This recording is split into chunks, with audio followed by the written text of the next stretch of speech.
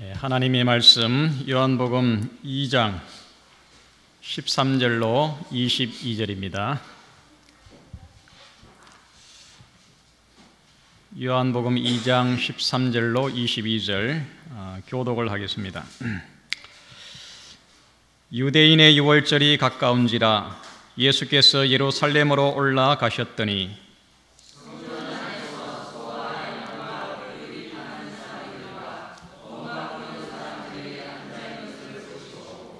노끈으로 채찍을 만드사 양이나 소를 다 성전에서 내어 쫓으시고 돈 바꾸는 사람들의 돈을 쏟으시며 상을 엎으시고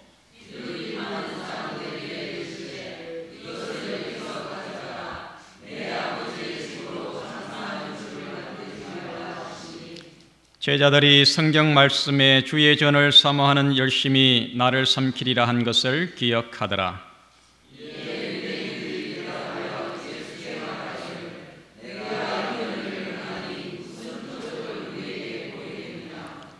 예수께서 대답하여 가라사대 너희가 이 성전을 헐라 내가 사흘 동안에 일으키리라.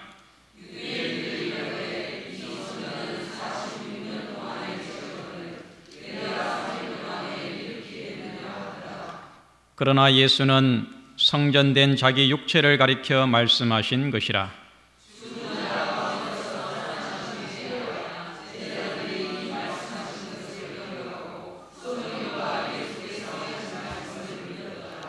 아멘. 오늘 말씀의 제목은 성전 정결 사업입니다. 새봄에 맞이하는 이 안식일이 더욱더 기대가 되고 더 좋은 것 같습니다. 오늘 부른 특창처럼 눈을 감으면 내 마음에 노래가 흘러납니까? 이 천성을 향한 우리의 마음의 소망이 늘 찬미로서 우러나는 그런 살아있는 믿음의 생애가 되기를 간절히 바랍니다. 지금 충계 대신방 중인데 지난 바로 이번 주에 우리 샬롬 목장을 신방을 했습니다. 이번 충계 대신방의 주제는 이 제자도입니다. 우리의 신앙과 생활이 더욱더 건강하고 또 하늘의 복을 풍성히 누리기 위해서는 예수를 배우는 참 제자가 되고 또 우리가 다른 사람을 제자로 만드는 사역에 적극적으로 우리가 참여를 해야 합니다. 예수의 제자가 되고 예수의 제자를 삼는 이 적극적이고 활동적인 삶을 통해서 우리는 더욱더 행복한 믿음 생활을 할 수가 있습니다. 여러분, 신방 받을 준비는 어떻게 하면 되겠습니까? 무엇을 준비해야 합니까? 여러분, 어떻게 접대를 할까 고민이 되십니까? 어떤 가정을 가보면 이 거실에 이렇게 뺑 돌아가면서 방석을 펴놓고 조그마한 상을 또 이렇게 펴놓고 말씀을 받을 그 마음의 준비를 딱 하고 기다리는 가정이 있습니다. 여기에다가 냉수 한 잔이면 됩니다. 여러분, 우리가 이 신방을 좀 부담스러워하고 고민을 하는데 그렇게 하지 마시기를 바랍니다. 사도행전 10장에 보면은 이 고넬료가 베드로를 초청해 놓고 어떻게 했습니까? 사도행전 10장 24절에 고넬료가 일가와 가까운 친구들을 모아 기다리더니 이 고넬료의 이 마음이 여러분 신방을 받으시는 우리 모든 성도들의 마음 준비가 되면 좋겠습니다. 무엇을 어떻게 접대할까 이걸 고민해서 신방을 부담스럽게 여겨서는 안 됩니다. 하나님의 신령한 축복과 은총을 간구하는 마음으로 말씀을 받을 준비가 되면 되는 것입니다. 올 춘계 대신방에 한 가정도 빠짐이 없이 참여해서 올 한 해 동안의 풍성한 하늘의 복을 다 함께 누리게 되기를 간절히 바랍니다. 이 세계를 여행해 보면 유명한 이 관광 명소들은 대부분이 문화유적들입니다. 이 문화유적들은 또한 대부분이 신전들입니다. 신을 모셔놓은 건물이 대부분이 문화의 유적들입니다. 예로서 이 그리스의 아폴로 신전, 또 로마의 이 판테온 신전, 이것이 판테온 신전입니다. 이집트의 룩소르 신전, 우리나라의 경주의 불국사, 이 모든 것들이 다 뭐예요? 신을 모셨던 그런 신전입니다. 이런 이 신전들은 성경의 이 성소에서 유래했을 것입니다. 성경은 성소를 배경으로 전개되고 있고 지구의 역사 또한 성소의 역사입니다. 잃어버린 세상을 회복하는 하나님의 계획이 성소 속에 계시되어 있습니다. 그래서 이 성소를 바르게 깊이 이해하는 것은 우리의 구원에 대단히 중요하고 요긴합니다. 이 세상을 구원하기 위해서 사람으로 오신 예수님께서는 성전과 깊은 관계를 맺으시면서 그의 사역을 하셨습니다. 성전에서 예수님은 안식일을 지켰습니다. 성전에서 유월절 절기를 지키셨습니다. 성전에서 교훈을 하시고 성경에서 또 많은 이적을 행하셨습니다. 그리고 이 성전의 참된 의미를 가르쳐 주셨습니다. 무엇보다도 예수님은 성전을 정결케 하는 사역을 하셨습니다. 예수님의 지상생애 가운데 2번 성전을 정결케 하는 일을 하셨습니다. 예수님은 그의 성전 정결 사역을 통해서 그의 사역을 시작을 하시고 또 성전 정결 사업으로 그의 사역을 마쳤습니다. 이 2번의 성전 정결 사업은 대단히 중요하고 구속 사업에 있어서 아주 필수적인 일이었습니다. 요한복음 2장 13절에 읽은 말씀처럼 유대인의 유월절이 가까운지라 예수께서 예루살렘으로 올라가셨더니, 예수님의 지상 이 3년 반 동안의 봉사 사역 가운데 예수님은 4번의 유월절을 맞이했습니다. 그 중에서 오늘 이 사건은 그 4번의 유월절 가운데 첫 번째 유월절에 있었던 사건입니다.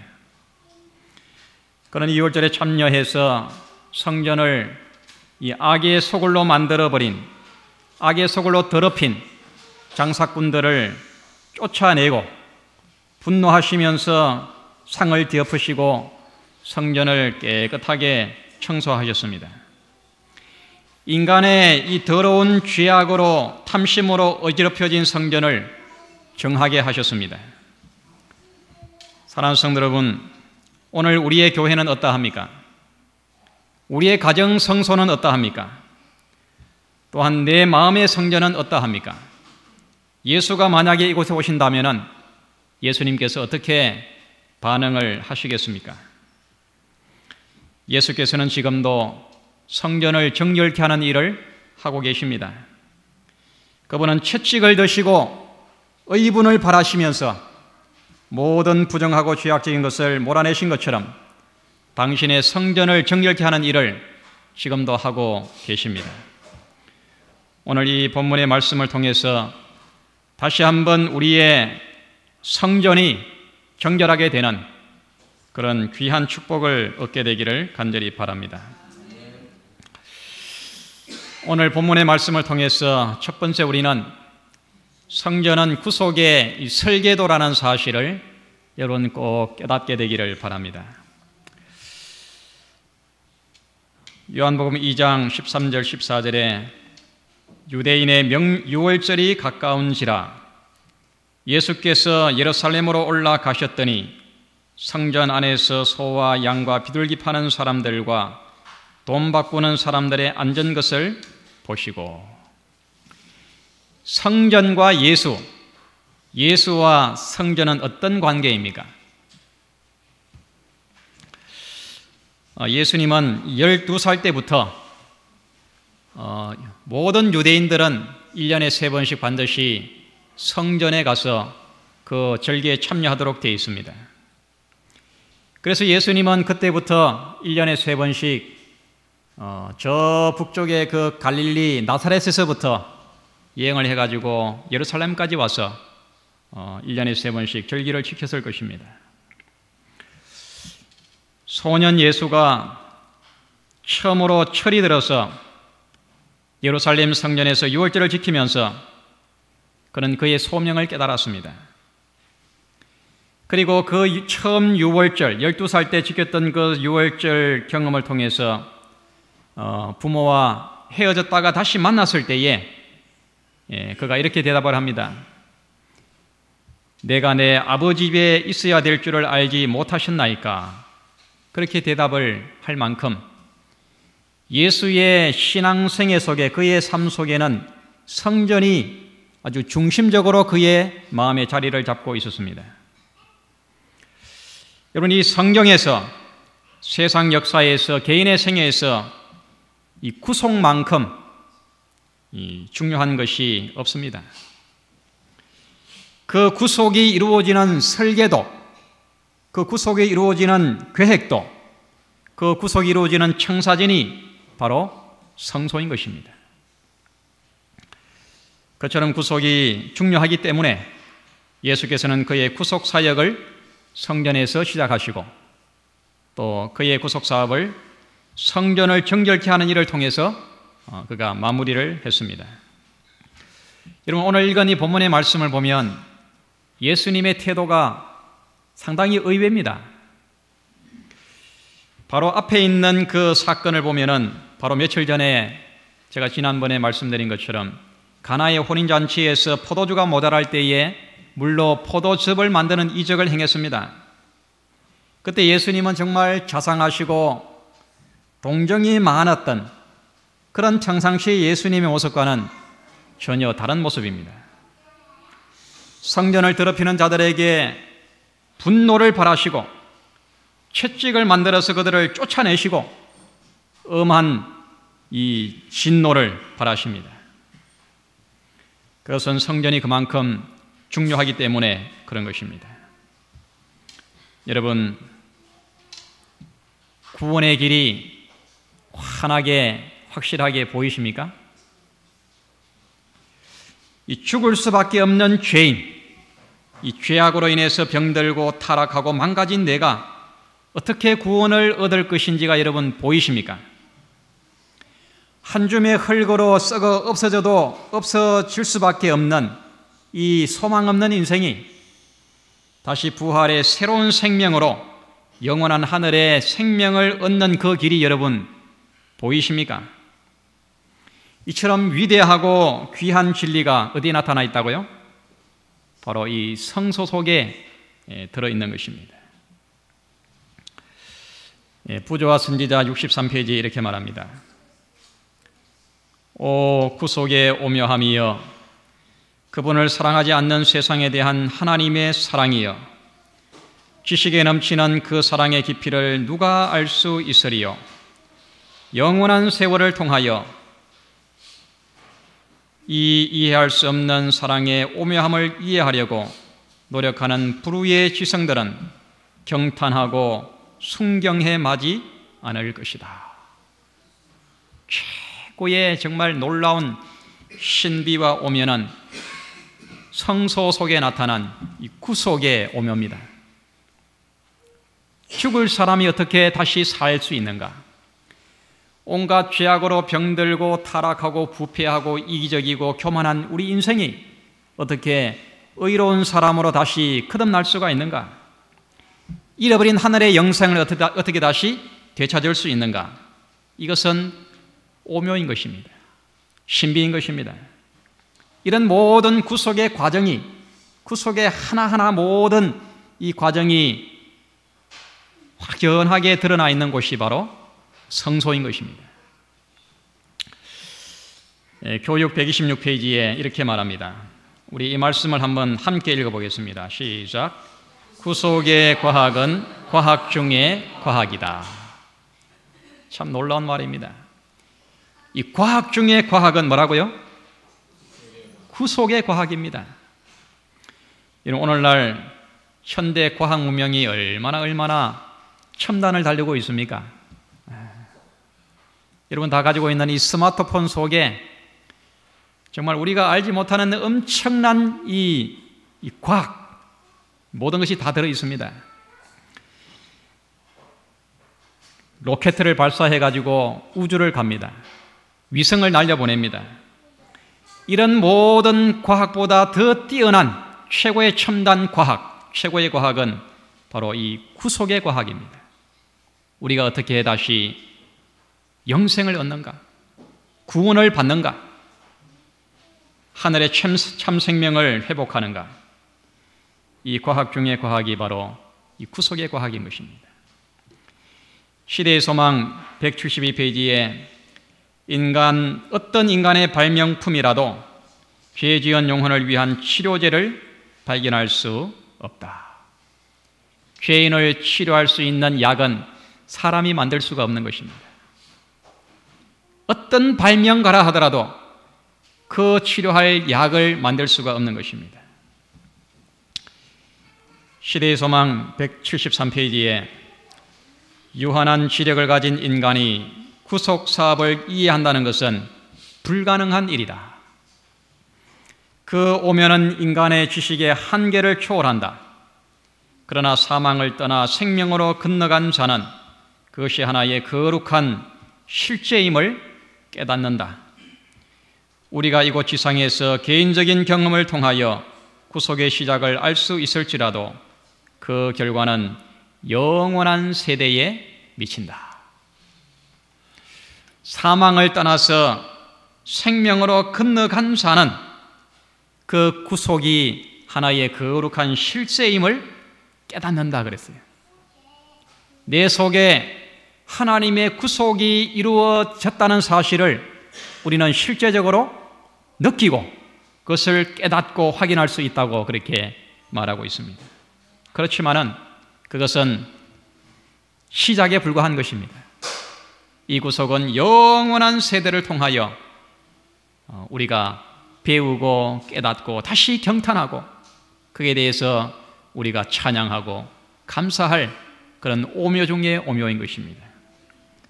사랑하는 성도들이시여, 이 성소 속에 나타난 하나님의 놀라운 구속의 신비와 오묘를 깊이 깨닫게 되기를 바랍니다. 죄인이 어떻게 의인이 되고 어떻게 새로운 사람이 되고 죽어도 다시 사는 부활의 생명을 회복할 수 있는지를 성소에서 확실하게 배우게 되기를 바랍니다.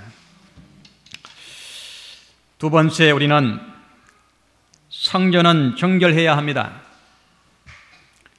요한복음 2장 14절로 16절에 성전 안에서 소와 양과 비둘기 파는 사람들과 돈 바꾸는 사람들의 앉은 것을 보시고 노끈으로 채찍을 만드사 양이나 소를 다 성전에서 내어 쫓으시고 돈 바꾸는 사람들의 돈을 쏟으시며 상을 엎으시고 비둘기 파는 사람들에게 이르시되 이것을 여기서 가져가라. 내 아버지의 집으로 장사하는 집을 만들지 말라. 이처럼 청결하고 깨끗해야 될 성전이 온갖 죄악으로 더럽혀졌습니다. 성전이 마치 시장처럼 장사하는 집이 되어버렸습니다. 성전에서 드리는 그 제사의 편리를 위해서 성전 뜰에서 가축을 팔고 성전에 드릴 수 있는 유대 그 돈으로 바꾸는 일을 하도록 대제사장이 허용을 했습니다. 그러나 이것은 영리를 위하여, 이익을 위하여 장사꾼들과 서로 짜고 교회가, 성전이 마치 장사를 한 것입니다. 속죄 제물을 드려서 구속을 갈망하여 감사하는 마음으로 하나님께 예배하는 신령한 성전이 죄악의 소굴이 되어버린 것입니다. 강도의 소굴이 되어버린 것입니다. 이런 장면을 보면서 예수께서는 거룩한 분노가 일어난 것입니다. 의분이 일어난 것입니다. 채찍을 만들어서 격노한 음성으로 이들을 성전 밖으로 내어 쫓으셨습니다.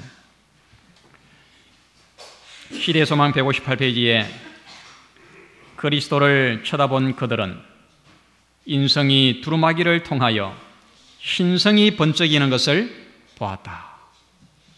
예수께서 이 죄악적인 그 모습에 의분이 일어나서 그들을 내어 쫓을 때에 예수님의 거룩한 신성이 번쩍이는 것을 그들이 보게 됐다 그랬습니다.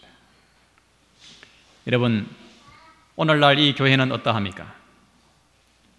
교회가 부패하고 타락해서 기업화가 되어버렸습니다. 교회를 부동산에 내어놓고 사고 파는 현실이 되어버렸습니다. 교회가 상속을 합니다. 하나님의 은혜를 상품화하여 영리를 취합니다. 성직 매매가 버젓이 행해지고 있습니다.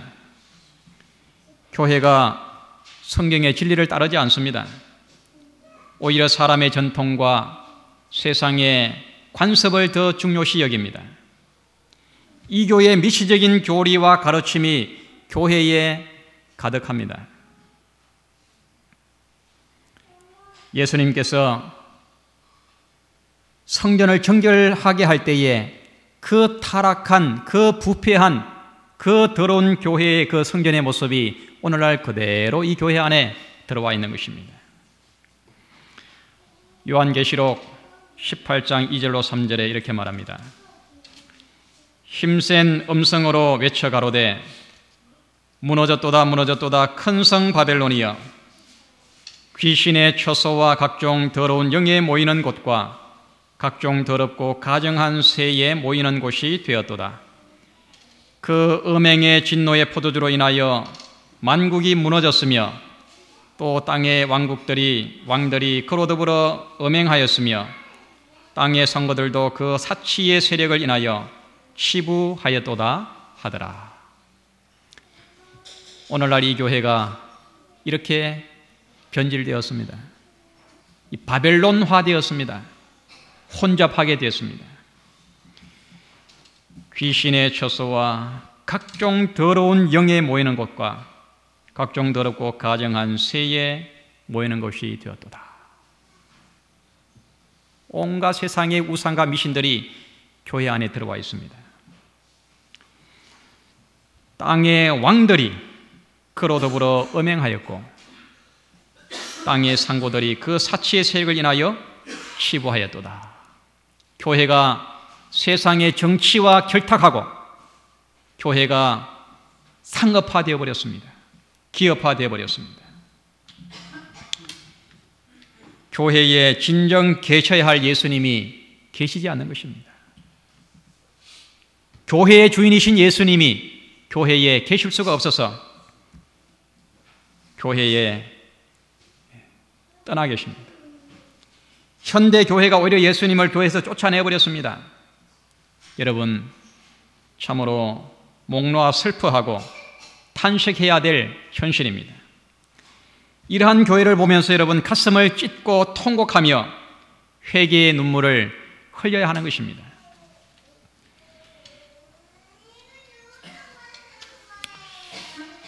이 교회의 힘은 외형에 있지 않습니다. 웅장하고 셀 수 없는 수많은 교인의 숫자에 있는 것이 아닙니다. 교회의 힘은 교회의 정결함에 있는 것입니다. 진리와 복음의 순결함에 이 교회의 힘이 있는 것입니다. 오직 성경의 진리와 십자가의 참 복음이 있는 그 교회에 힘이 있는 것입니다. 선지자 와방 260페이지에 만일 교회가 세상에 대한 모든 충의를 버리고 그리스도의 의를 옷 입는다면 교회 앞에는 빛나고 영광스러운 날이 동터올 것이다. 저는 이 말씀을 아주 좋아합니다.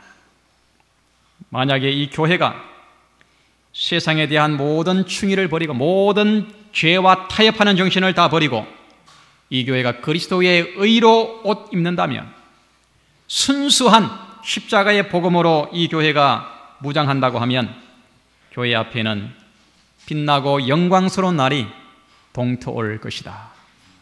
사랑하는 성도 여러분, 교회는 청결해야 됩니다. 이 교회가 교리적으로 깨끗해야 되고 예배가 정결해야 되고 말씀이 순결해야 됩니다. 하늘의 질서와 평화가 있어야 됩니다. 모든 바벨론의 혼잡과 타락에서 이 교회가 정하게 되어야 하는 것입니다. 세 번째, 마음의 성전 또한 정결해져야 됩니다. 요한복음 2장 19절로 21절에 예수께서 대답하여 가라사대 너희가 이 성전을 헐라 내가 사흘 동안에 일으키리라. 유대인들이 가로되 이 성전은 46년 동안의 지었건을 내가 3일 동안에 일으키겠느냐 하더라. 그러나 예수는 성전된 자기 육체를 가리켜 말씀하신 것이라. 사람의 몸은 하나님이 거하시는 성전입니다. 하나님의 집입니다. 하나님이 살아계시는 성전인 것입니다. 고린도전서 3장 16절 17절에 너희가 하나님의 성전인 것과 하나님의 성령이 너희 안에 거하시는 것을 알지 못하느뇨.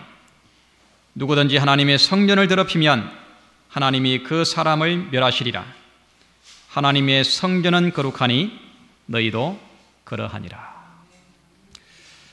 고린도전서 6장 19절 20절 우리 이 말씀은 함께 읽겠습니다. 시작. 너희 몸은 너희가 하나님께로부터 받은 바 너희 가운데 계신 성령의 전인 줄을 알지 못하느냐. 너희는 너희의 것이 아니라 값으로 산 것이 되었으니 그런즉 너희 몸으로 하나님께 영광을 돌리라. 여러분, 우리 몸이 하나님의 성전이라고 하는 의미가 뭘까요? 그것은 하나님과 사랑으로 온전히 하나됨을 가리킵니다. 사랑의 일체를 가리킵니다. 하나님이 늘 내 속에 살아계셔서 사랑을 주고받는 참 사랑의 관계를 나누는 대상으로 우리를 만드셨다는 것입니다. 오늘 나눠드린 이 주보의 묵상 노트에 보면은 시대소망 1권 158페이지에 영세 전부터 광명하고 거룩한 서랍 천사로부터 사람에게 이르기까지 모든 피조물을 창조주께서 내재하시는 성전이 되도록 하시는 것이 하나님의 목적이었다. 죄로 말미암아 인류는 하나님의 성전이 되기를 거쳤다. 사람의 마음은 죄악으로 어두워지고 더러워져서 신령하신 하나님의 영광을 더 이상 드러내지 못하였다. 그러나 하나님의 아들이 육신을 쓰시고 사람이 되심으로 하늘의 목적은 성취되었다. 하나님께서 인류 안에 거하시고 또한 구원하는 은혜를 통하여 사람의 마음은 다시 하나님의 성전이 되었다. 우리 마음의 성전은 정결하게 되어야 됩니다. 모든 죄악의 찌꺼기들을 깨끗하게 몰아내야 됩니다. 전능자의 그늘이라는 이 짐 엘리엇이 쓴 책에 이렇게 말합니다. 라오디게아 교회여. 라오디게아 교회는 몇 번째 교회입니까? 7교회 중에 마지막 교회, 오늘날 이 시대의 교회를 가리킵니다. 그분 없는 분은 벌거벗은 가나님을 언제나 깨닫겠느냐. 라오디게아 교회는 예수님이 어디 계십니까? 요한계시록 3장에 보면은 내가 어디서 문을 두드린다고요? 내가 문 밖에서 두드리노니 내 음성을 듣고 문을 열면 내가 그에게로 들어가서 그로 들어먹고 그는 나로도 불어먹으리라. 라오디게아 교회에는 예수님을 우리 마음 문 밖에 세워놓고 있습니다. 예수가 없는 것입니다. 그분이 없는 분은 벌거벗은 하나님을 언제나 깨닫겠느냐. 오 그리스도가 아직 밖에 계시다면 충만하다는 삶도 얼마나 끔찍한 공허일 뿐인가. 목사의 아들이지만은 정말 철저한 무신론자가 된 니체가 이렇게 말했습니다. 구원받은 자가 구원받은 것처럼 살지 않기 때문에 나는 기독교를 반대한다. 참 아주 두려운 말입니다. 여러분, 예수 그리스도가 우리 마음에 계시도록 우리 마음을 활짝 여시기 바랍니다. 우리 속에 있는 모든 예수님이 미워하는 것들을 다 몰아내시기를 바랍니다. 그리고 예수 그리스도가 늘 내 마음의 성전에 살아계시는, 그래서 내 마음을 주관하는 내 인생의 주인이 되어야 됩니다. 선지자왕 565페이지에 하나님께서 당신의 교회를 귀중히 여기시는 이유는 그 외적인 우세함 때문이 아니요, 화려하거나 교인이 많은 이런 외적인 우세함이 아니요, 교회를 세상에서 구별시키는 성실한 경건 때문이다. 하나님께서는 교인들이 그리스도를 아는 지식 안에서 자라나는 것과 그들의 영적 경험의 진척 여하에 따라 평가하신다. 이 교회를 출입하는 성도들의 생애가 날마다 그리스도를 아는 지식 안에서 신앙이 자라고 품성이 변화되고 영적인 경험이 계속해서 자라나는 이 여하에 따라서 교회를 평가하신다고 그렇게 말씀합니다. 여러분, 마음의 성전을 정결하게 하시기를 바랍니다. 세속적인 허영과 육신적인 욕심과 숨겨진 우상과 온갖 이기적이고 탐욕적인 사상을 다 몰아내시기를 바랍니다. 깨끗이 청소하시기를 바랍니다. 날마다 진리와 복음으로 새롭게 자라나는 영적인 충만을 얻으시기를 바랍니다.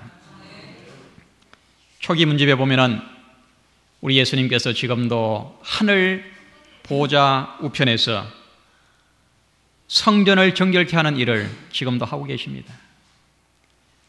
대제사장으로서 예수님께서 이렇게 하고 계십니다.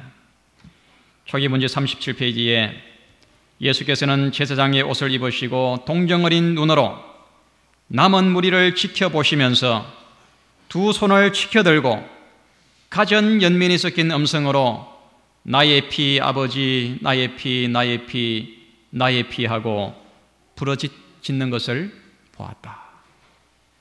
십자가에서 흘린 그 귀한 보혈이 그 마음의 휘장에 뿌려져서 하나님을 믿지 않는 양심의 악을 깊이 깨닫고 회개하고 돌아와서 하나님의 귀한 자녀가 되기를, 새 사람이 되기를 지금도 탄식하며 눈물로 중보하고 계십니다. 이 톨스토이가 쓴 이 재난의 원인이라는 아주 짧은 이 글이 있는데요. 이 담장을 두고 두 집이 나란히 살았습니다. 어느 날 이쪽 집에 닭이 담을 넘어와 가지고 여기서 알을 낳았어요.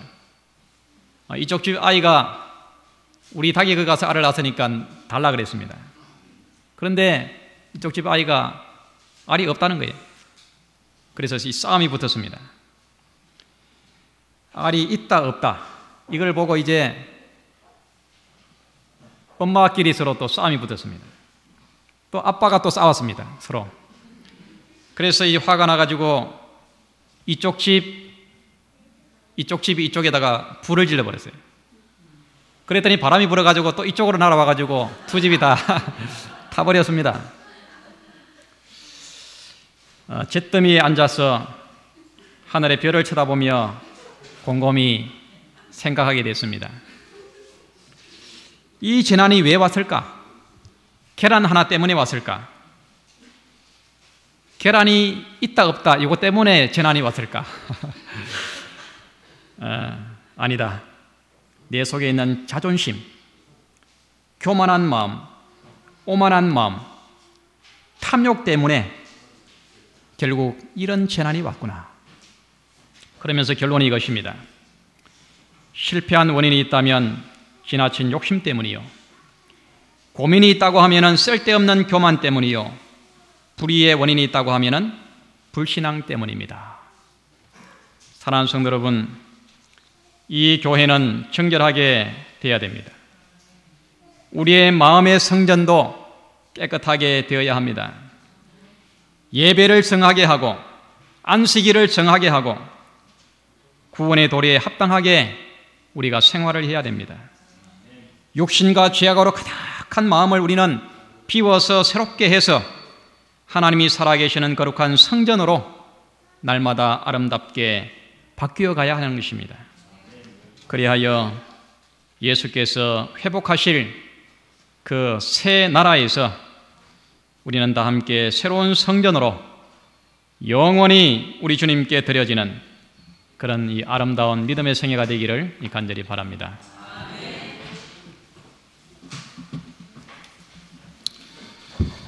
말씀의 은혜를 생각하시면서